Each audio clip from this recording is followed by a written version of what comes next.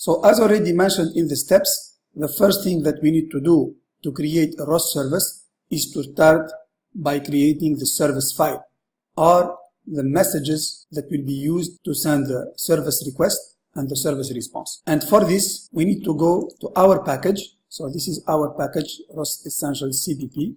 And then we need to create a folder called SRV. Okay, so we have SRC for the different source files, and SRV, it's a folder. If it is not created in your package, then you can create it by creating a new folder like this. And then you call it SRV for service. And then inside this folder, we will define the service file. So let's look at the content of the service file. Here we call the service file add2ints.srv. So observe the extension here is SRV.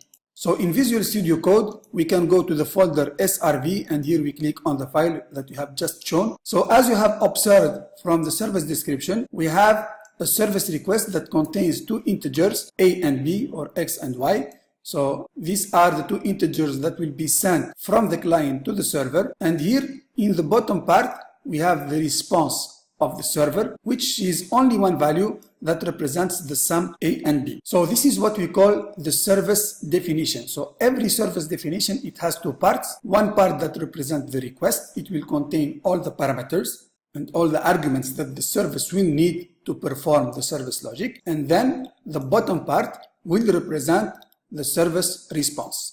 So after the definition of the service file, we need to compile it so that to convert it into a source code for C++ and for Python. So now there are a certain number of steps that we need to follow in order to compile the service file. And of course, it has to be done only once when the service is created. So the first thing we need to do is to go to package.xml. So remember here in your package, you have two important files. One that is called CMakeList and the other one that is called package.xml. It provides a description on the package, and here it provides all the information needed for the compilation. So we will need to modify the package.xml and also the CMakeList.txt. So in package.xml, we need to add two lines. If it is not done, the first line that you need to add is build depend message generation and also exec depend message runtime. So if you don't add this information here, the request message and the response message will not be generated. So these modules here are responsible for reading the service file and then converting it into a source code for C++ and for Python. And I will show you later on the source code. So this is the first thing that you need to do in package.xml. And then you have to do also further modification in CMakeList.txt. And these modifications, whatever you work with Python or you work with C++, you have to make them whenever you want to create new ROS service messages. So first of all, in find package here, you have to make sure that you have message generation module present here, because this one will be responsible for the message generation. So this is important here. And then you have to define your service file. You have to define the service file into the service section. So here we have add service files. Okay, we can write it in multiple lines to be clearer. Okay, and here you specify all the files, so you specify it one by one.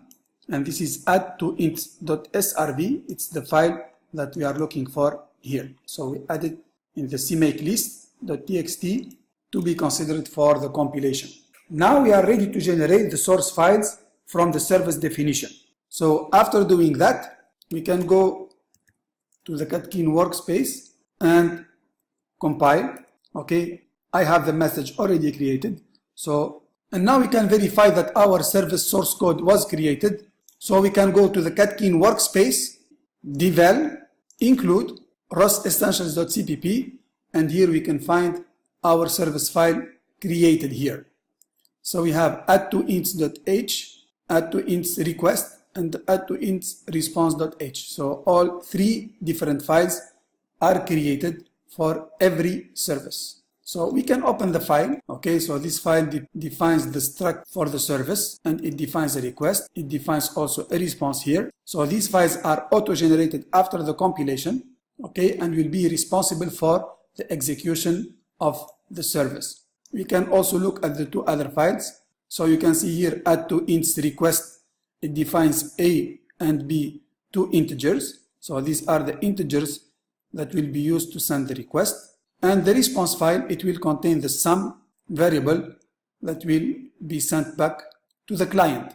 ROS also provides you a nice tool to verify that your service is working.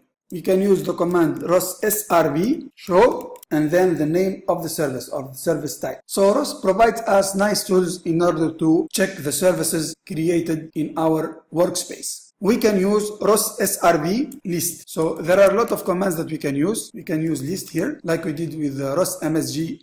Okay, and here you can find all the services created in your current ROS installation, including the one that you have defined and that were defined by the system as well. For example, we can identify here the service ROS essentials _cpp/add to ints. So now we are able to see that our service is already defined in our system. I can now have more information about the service. I can use ROS SRV show and then the service name that I have identified in the list. Okay, now it will give us information that our service, it has a request containing A and B and the response that will return the sum.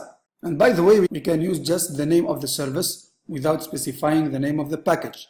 It will give all the packages that define the same service. So for example, we can know from here that add to int is defined in the package ROS Essentials CPP, and it is also defined in ROS Pi tutorials. So if I go ROS CD ROS Pi tutorials, okay, there is an SRV folder. I can go to SRV and here I will find add to int.srv.